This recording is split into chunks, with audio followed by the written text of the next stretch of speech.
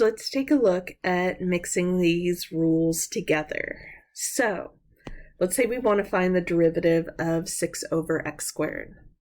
So now we actually have two ways to go about this. If you want to use the quotient rule, that would absolutely work here.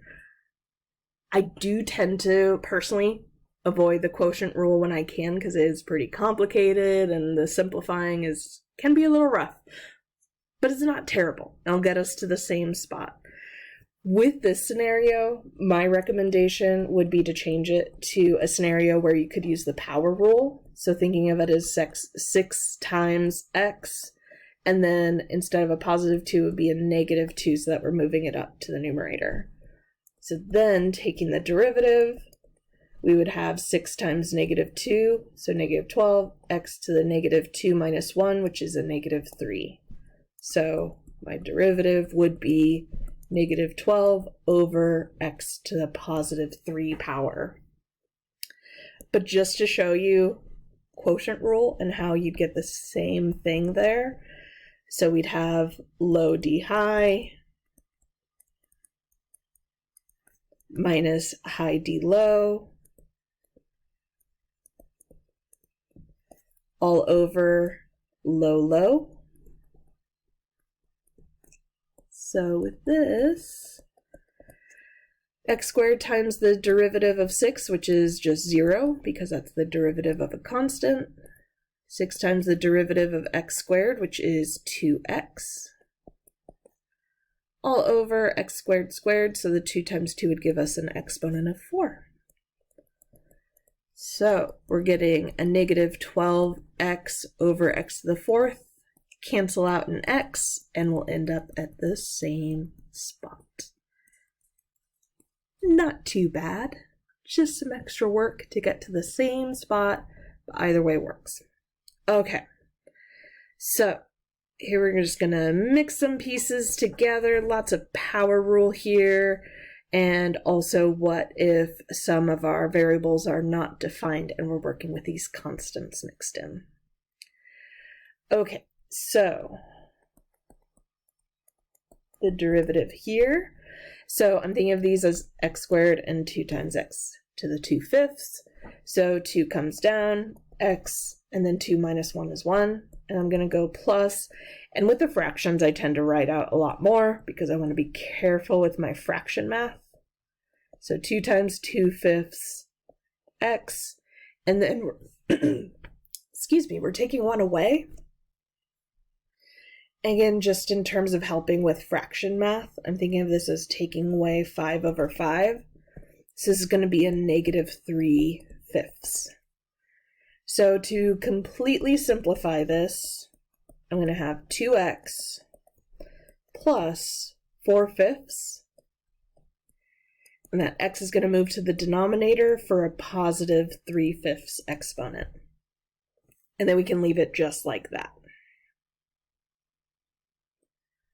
All right, let's say we have a little work to do here before we even take the derivative.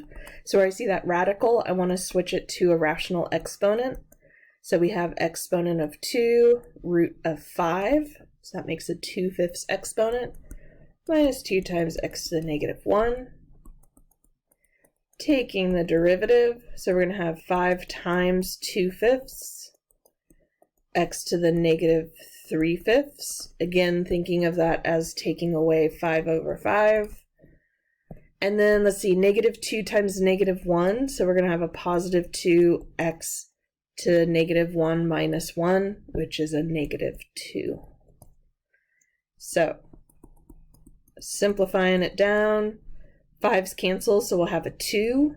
X moves to the denominator for a positive 3/5 exponent, plus 2 stays put, x moves to the denominator for a positive 2 exponent. And we would leave it just like that. All right, let's take a look at a few of these where we have these constants hanging out and seeing how we would apply these rules. So taking the derivative, and we can write this a few ways when we have y here. You can write it as dy dx. So that means the derivative of y with respect to x. You can also write this as y prime, like that. Both mean the same thing. Okay, so taking the derivative here, if I'm focusing on really applying the power rule to that x to the power of a, so that 5c is just a constant, so that would be multiplying on. The exponent comes down, and then we'd have x to our exponent minus 1. So that applies our power rule. And then here I have a minus 2a, so those are just constants multiplying on, and I'm focusing on using that power rule with x to the negative 1. So that's going to be multiplying with the negative 1 comes down, and then I'll have x to the negative 1 minus 1. So I wrote a lot more pieces out here because I just want to be very careful with all those extra letters floating around. So 5 times c times a, I'm just going to rewrite that as 5ac, and then that's multiplying with x to the a minus 1. And I'll have negative 2 times negative 1 is a positive 2, and then times a, and then I have x to the negative 2 power, so moving that to the denominator for x to the positive 2 power. And we could leave it just like that. Sorry, I keep ending with saying that, but it's how I feel when I finish these, like, yep, nothing else to do, leave it. All right. One more here. So we're going to have power rule in 2 spots, here and here. So taking the derivative, negative 2 comes out front. We have that b is multiplying on 2, and then we have x, and then taking 1 away from the exponent, that'll make a negative 3. Minus, and so we'll have this negative 1 times negative 3, so really that will turn into a plus 3. We have b multiplying on x, and then taking 1 away will give us a negative 4. And then just adjusting to make our exponents positive, so negative 2b stays put. X moves to the denominator for a positive 3 exponent, plus 3b. X moves to the denominator for a positive 4 exponent. And there we go. Okay, so power rule and applying it to negative and rational and positive exponents. And then also if we just have some extra variables mixed in, how do they stay put if those are constants? So let's go back to this idea of our second derivative, which is where we just apply these rules twice. So we're going to start by taking our first derivative. So we'll have 2 times 5 is 10, x, 5 minus 1 is 4, plus 4 times 4 is 16, x to the 4 minus 1, which is 3, plus 2 times 3 is 6, x to the 3 minus 1 is 2. So there's our first derivative. And then finding our second derivative, we're going to apply those rules again, but now to our new function. So 10 times 4 is 40, x to the 4 minus 1 is 3, plus 16 times 3 is 48. X to the 3 minus 1 is 2, plus 6 times 2 is 12, x to the 2 minus 1, which is 1. And that would be our second derivative. So rules stay the same, we just apply it to the function twice. And if we wanted the third derivative, we do it again. Fourth derivative, we keep going. So much better than we're applying that limit definition now that we have these power rules. Okay, one more scenario here of finding derivatives given a table. So with this table here, what we can read is we have these values for x given, we have our outputs for f of x, we have our first derivative of f of x, we have our outputs for g of x, we have our first derivative of g of x.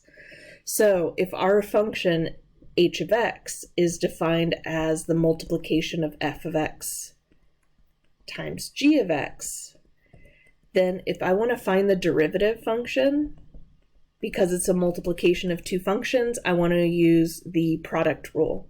So keep one the same, multiply by the derivative of the other, plus the reverse of it. So derivative of f of x times keeping g of x the same. And what we're going to do is evaluate this specifically for x equals 1. So I'm looking at h prime of 1. So that means I want to take f of 1 times g prime of 1 plus f prime of 1 times g of 1. So all of those are focused on x equals 1. So when I'm looking at my table, I really only want to look at this row right here. So if I want to substitute for f of 1, I'm going to look at f of x when x is equal to 1, and that's a value of 3. G prime of 1, so I'm going to go to g prime of x. The output is a 2 when x is equal to 1.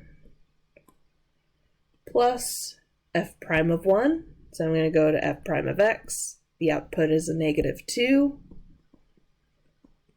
times g of 1, so go to g of x. The output is 1.